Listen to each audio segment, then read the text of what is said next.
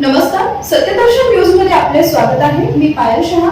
एक नजर टाकूया आजच्या ठळक घडामोडीवर.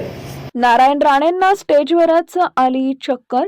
चिपळूणमध्ये कृषी महोत्सवाचं आयोजन करण्यात आले होते. या कार्यक्रमात बोलत असताना भाजपचे ज्येष्ठ नेते नारायण राणे यांना चक्कर आल्याची घटना घडली आहे. भाषणादरम्यान नारायण राणे यांना भोवळ आली.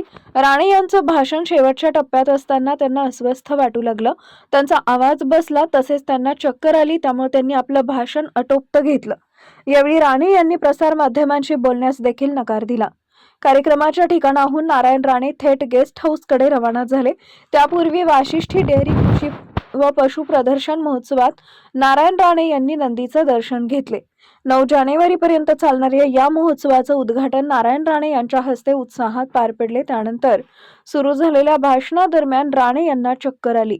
राणे यांचा आवाज बसल्यानं त्यांनी आपलं भाषण आटोपत घेतलं. त्यानंतर ते गेस्ट हाऊसच्या दिशेनं रवाना झाले.